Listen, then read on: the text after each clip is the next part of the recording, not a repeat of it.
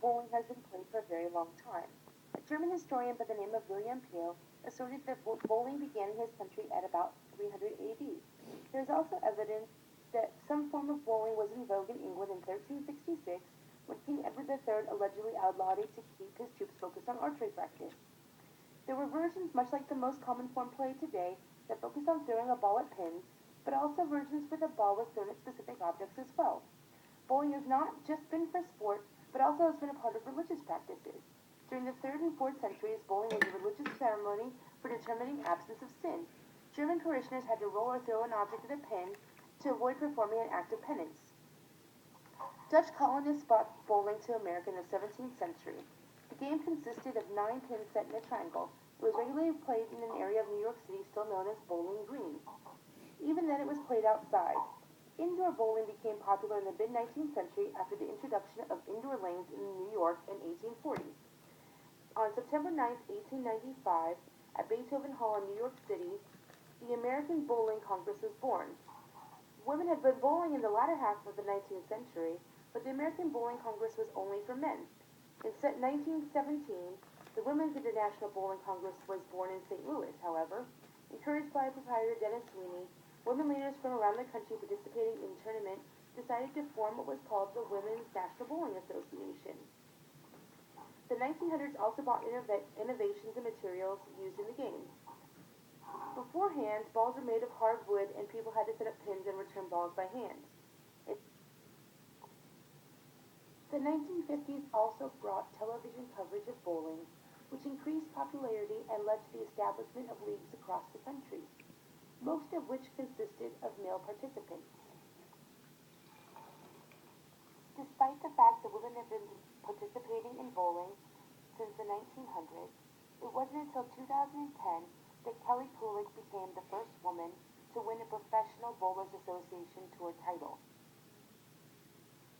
Since men and women of the same overall standard, or current average, have similar component skill profiles, 10-pin bowling is a gender-neutral sport.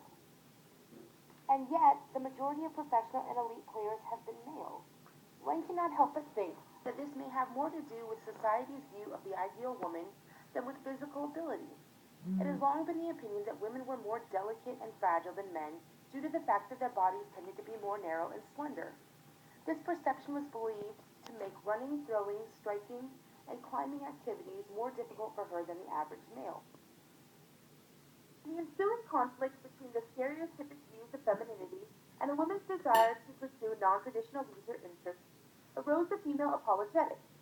These apologetic women, both heterosexual and homosexual, often try to avoid being labeled as deviant by assuming the seemingly insurmountable task of trying to remain feminine and yet excelling in non-traditional leisure pursuits such as sports and outdoor activities. The apologetic was seen when women attributed their success to luck and not skill, when they dressed and presented themselves in overtly feminine ways, and when they treated their achievements as trivial. The conflict between women's involvement in physical recreation and conventional notions of femininity continues today. This can be seen in the media's portrayal of women athletes. Women athletes are often viewed in poses that have nothing to do with their sport or physical prowess. Instead, they can often be seen in provocative poses or home settings where they are viewed as pretty, soft, and feminine. It can clearly be seen that the removal of female athletes from the sports setting and highlighting of their feminine rather than athletic qualities serves to reinforce the socially constructed, appropriate gender roles to which normal women should aspire. Despite this fact, there does appear to be a future for women in bowling. In 2005, the WIBC merged with the ABC, the Young American Bowling Alliance, or the YABA, and USA Bowling to form the United States Bowling Congress, or the USBC. When it became a part of the USBC in 2005, there were over 1.2 million WIBC members playing in 67,000 sanctioned leagues and over 2,700 local associations. Local associations exist in every state as well as some foreign countries. The national tournament held by the WIBC, now called the USBC Women's Championships, is the largest women's sporting event in the world. The 1997 tournament in Reno, Nevada attracted 14,872 five-women teams, for a total of 88,279 participants. This was the largest entry for any team tournament in history and a women's world record. There also appears to be an increase in the number of women willing to enter and challenge the men for prize monies and prestige. While many lament the demise of the Ladies Professional Bowlers Tour, it may be seen in future years as a blessing in disguise, in that the women are now forced to enter the so-called men's competitions. Instead of being comfortable competing among themselves like in all other sports, bowling may be the one sports competition that truly embraces the level playing field. My previous experiences of bowling have been mostly as a spectator. My father participated in league play throughout my life with his friends and coworkers, and I spent a great many hours watching him play with my sisters. It was easy to see that bowling was a man's game through my child's eyes, as there were only a handful of women that played in the league. Many women who were in attendance, if any, were there as mere athletic supporters.